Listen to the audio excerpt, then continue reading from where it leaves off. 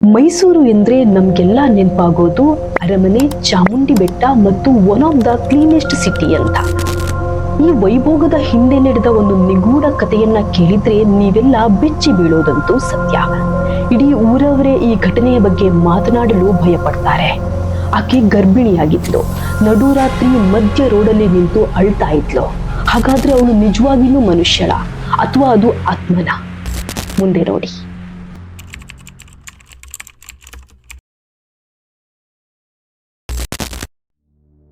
ರಾತ್ರಿ ಸುಮಾರು 1:30ರಿಂದ 2 ಗಂಟೆಯ ಸಮಯ. ಮಳೆಯ ರಭಸಕ್ಕೆ ಇಡೀ ಮೈಸೂರೇ ಮುಳುಗಿ ಹೋಗುವ ಹಾಗೆ ಆಗಿತ್ತು. ರಮ್ಯಾ ಅನ್ನುವ 25 ವರ್ಷದ ಮೆಡಿಕಲ್ ಇಂಟರ್ನ್ KR ಆಸ್ಪತ್ರೆಯಲ್ಲಿ ತನ್ನ ನೈಟ್ ಶಿಫ್ಟ್ ಮುಗಿಸಿ ಸ್ಕೂಟಿಯಲ್ಲಿ ಮನೆ ಕಡೆ ಹೊರಡ್ತಾಳೆ. ಚಾಮುಂಡಿ ಬೆಟ್ಟದ ಕೆಳಗಿರುವ ಒಂದು ಹಳೆಯ ಸ್ಮಶಾನದ ಹತ್ತಿರ ಹೋಗ್ತಿದ್ದಂತೆ ಅಲ್ಲಿ ಸ್ವಲ್ಪ ಮುಂದೆ ಯಾವುದೋ ಒಂದು ಗರ್ಭಿಣಿ ಹೆಂಗಸು ನಿಂತಿರ್ತಾಳೆ. ಕೆಂಪು ಬಣ್ಣದ ಸೀರೆ, ಕೆದರಿರುವ ಕೂದಲು, ನೋಡೋಕೆ ಸ್ವಲ್ಪ ಸುಸ್ತಾಗಿರುವ ಹಾಗೆ ಕಾಣಿಸ್ತಾ ಇದ್ಲು. ರಮ್ಯಾ ಬೈಕ್ ನಿಲ್ಲಿಸಿ, ಮೇಡಮ್ ಏನಾಗಿದೆ ನಿಮ್ಗೆ, ಆರ್ ಯು ಓಕೆ ಅಂತ ಕೇಳ್ತಾಳೆ. ಆದ್ರೆ ಆ ಹೆಂಗಸು ಏನನ್ನು ಕೂಡ ಮಾತನಾಡಲ್ಲ. ನಿಧಾನಕ್ಕೆ ಆ ಹೆಂಗಸು ರಮ್ಯಾಳ ಕಡೆ ನೋಡ್ತಿರ್ಬೇಕಾದ್ರೆ ಅವಳ ಕಣ್ಣು ಗುಡ್ಡೆಗಳು ಭಯಂಕರವಾಗಿತ್ತು. ರಪ್ಪೆಗಳೆಲ್ಲ ಒಳ ಸೇರಿದ ಹಾಗೆ ಕಾಣಿಸುತ್ತಿತ್ತು. ರಮ್ಯಾ ಅವಳ ಕಣ್ಣುಗಳನ್ನ ನೋಡಿ ನಿಂತಲ್ಲಿಯೇ ನಡುಗಿ ಹೋಗ್ತಾಳೆ. ಸಡನ್ ಆಗಿ ಅವಳ ಸ್ಕೂಟಿ ಕೂಡ ಆಫ್ ಆಗುತ್ತೆ. ಕತ್ತಲಲ್ಲಿ ರಮ್ಯಾಳಿಗೆ ಏನೂ ಕಾಣಿಸೋದಿಲ್ಲ. ಮತ್ತೆ ಬೈಕ್ ಸ್ಟಾರ್ಟ್ ಮಾಡಿ ಹೆಡ್ಲೈಟ್ ಆನ್ ಮಾಡಿದಾಗ ಅಲ್ಲಿ ಯಾರೂ ಕೂಡ ಇರೋದಿಲ್ಲ.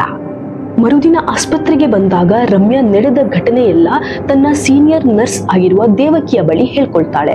ಆಗ ದೇವಕಿ ಗಾಬರಿಯಿಂದ, ನೀನು ಅವಳ ಕಣ್ಣುಗಳನ್ನ ನೋಡಿದ್ಯಾ ಅಂತ ಕೇಳ್ತಾಳೆ.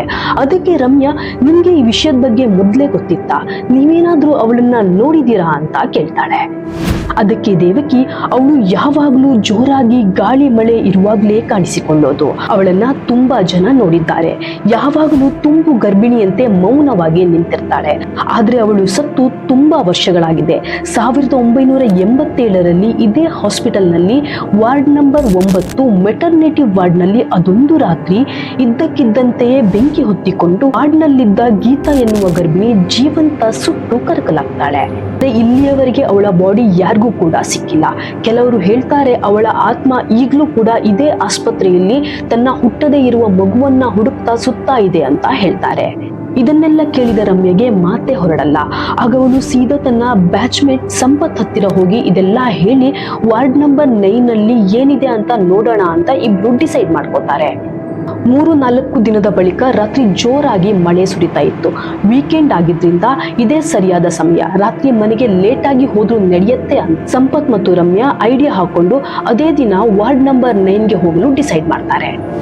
ರಾತ್ರಿ ಸುಮಾರು 3ರ ಹೊತ್ತಿಗೆ ಇಬ್ಬರು ವಾರ್ಡ್ ನಂಬರ್ 9ಗೆ ಹೋಗ್ತಾರೆ. ಬಾಗಿಲುಗಳೆಲ್ಲ ಮುರಿದು ಹೋಗಿತ್ತು. ವಾರ್ಡ್ನ ಸೀಲಿಂಗ್ ಮೇಲೆಲ್ಲ ಜೇಡರ ಬಲೆ ಕಟ್ಟಿತ್ತು.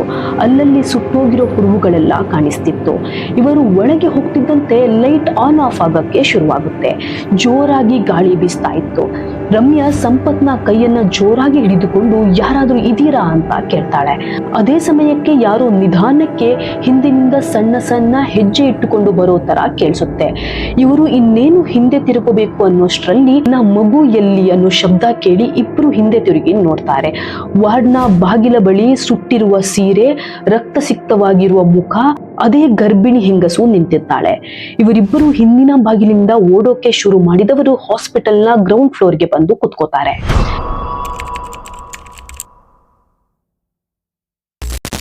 ಇದಾಗಿ 2-3 ದಿನಗಳ ನಂತರ ರಾಜು ಎನ್ನುವ ಆಟೋ ಡ್ರೈವರ್ ರಮ್ಯಾ ಹೋಗಿದ್ದ ರೋಡಲ್ಲೇ ರಾತ್ರಿ ಸುಮಾರು 1 ಗಂಟೆಯ ಹೊತ್ತಿಗೆ ತನ್ನ ಟ್ರಿಪ್ ಮುಗಿಸಿಕೊಂಡು ಮನೆಗೆ ಹೋಗ್ತಿರ್ಬೇಕಾದ್ರೆ ಒಂದು ಗರ್ಭಿಣಿ ಹೆಂಗಸು ರೋಡ್ನ ಪಕ್ಕದಲ್ಲಿ ನಿಂತು ಆಟೋಗೆ ಕೈ ಅಡ್ಡ ಹಾಕ್ತಾಳೆ.